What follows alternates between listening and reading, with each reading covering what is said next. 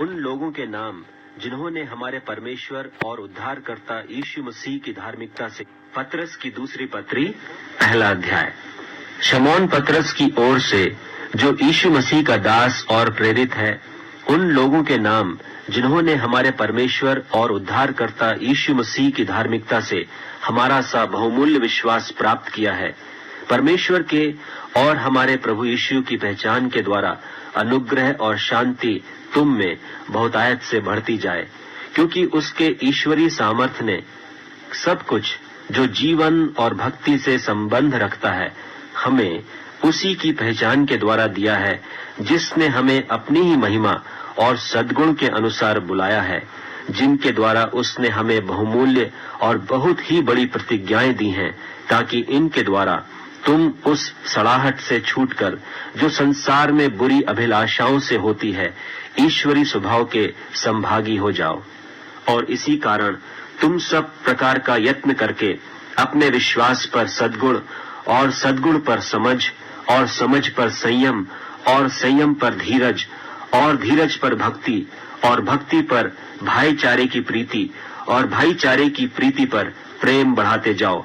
क्योंकि यदि ये बातें तुम में वर्तमान रहें और बढ़ती जाएं, तो तुम्हें हमारे प्रभु यीशु मसीह के पहचानने में निकम्मे और निष्फल न होने देंगी। और जिसमें ये बातें नहीं, वह अंधा है और धुंधला देखता है और अपने पूर्वकाली पापों से धुलकर शुद्ध होने को भूल बैठा है। इस कारण हे भाइयों, अपने बुलाए जाने और चुन लिए जाने को सिद्ध करने का भली भांति यत्न करते जाओ, क्योंकि यदि ऐसा करोगे तो कभी भी ठोकर न खाओगे, वरन इस रीति से तुम हमारे प्रभु और उद्धारकर्ता यीशु मसीह के अनंत राज्य में बड़े आदर के साथ प्रवेश करने पाओगे। इसलिए यद्यपि तुम ये बातें जानते हो और जो सत्य वचन तुम्हें मिला है उसमें बने रहते हो, तो भी मैं तुम्हें इन बातों की सुधि दिलाने को सर्वदा तैयार रहूंगा। और मैं यह अपने लिए उचित समझता हूँ कि जब तक मैं इस डेरे में हूँ, तब तक तुम्हें सुधि दिला दिलाकर उभारता रहूं, क्योंकि यह जानता हूँ कि मसीह के वचन के अनुसार मेरे डेरे के गिराए जाने का समय शीघ्र आने वाला है।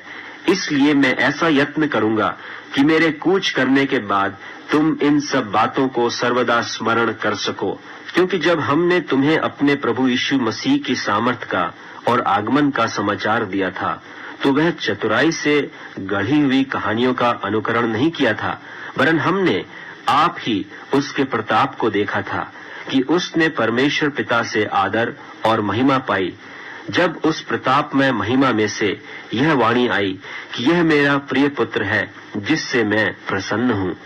और जब हम उसके साथ पवित्र पहाड़ पर थे, तो स्वर्ग से यही वाणी आते सुना, और हमारे पास जो भविष्यद्वक्ताओं का वचन है वह इस घटना से दृढ़ ठहरा।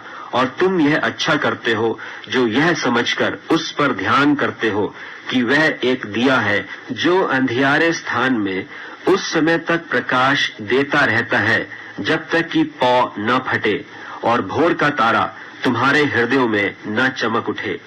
पर पहले यह जान लो कि पवित्र शास्त्र की कोई भी भविष्यवाणी किसी के अपने ही विचारधारा के आधार पर पूर्ण नहीं होती, क्योंकि कोई भी भविष्यवाणी मनुष्य की इच्छा से कभी नहीं हुई, पर भक्त जन पवित्र आत्मा के द्वारा उभारे जाकर परमेश्वर की ओर से बोलते थे।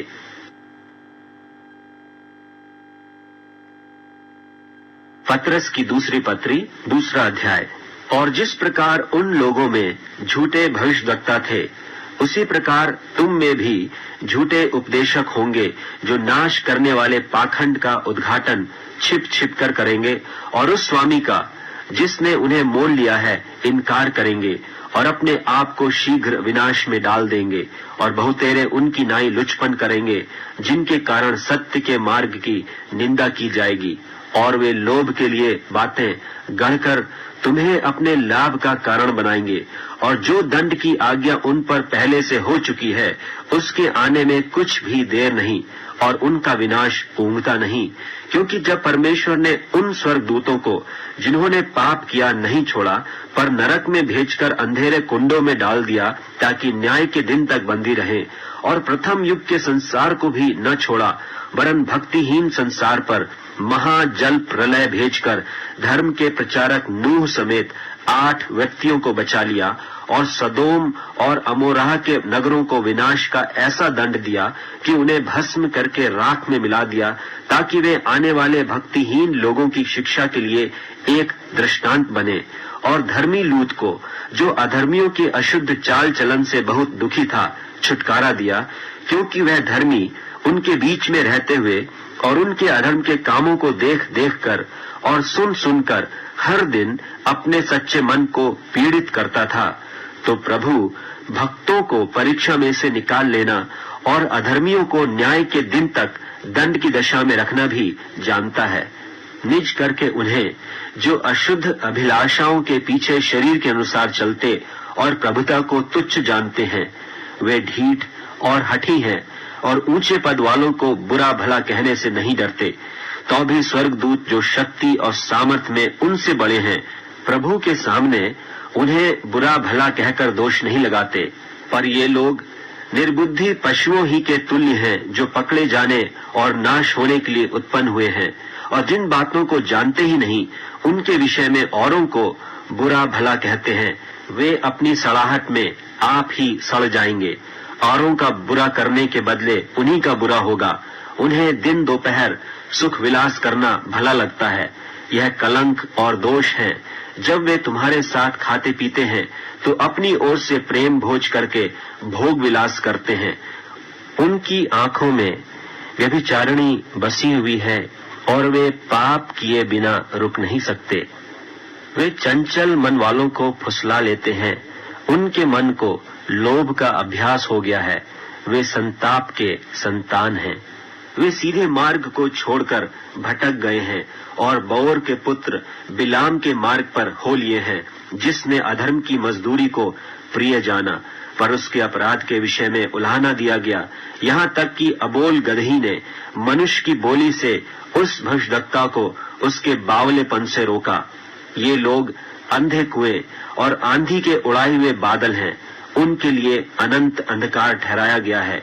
वे व्यर्थ घमंड की बातें कर करके लुचपन के कामों के द्वारा उन लोगों को शारीरिक अभिलाषाओं में फंसा लेते हैं जो भटके हुओं में से अभी निकल ही रहे हैं।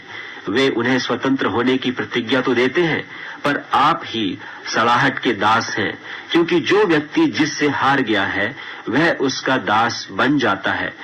और जब वे प्रभु और उद्धारकर्ता यीशु मसीह की पहचान के द्वारा संसार की नाना प्रकार की अशुद्धता से बच निकले और फिर उनमें फंसकर हार गए, तो उनकी पिछली दशा पहली से भी बुरी हो गई है, क्योंकि धर्म के मार्ग का न जानना ही उनके लिए इससे भला होता कि उसे जानकर उस पवित्र आज्ञा से फिर जाते जो उन्हें सौंपी गई थी।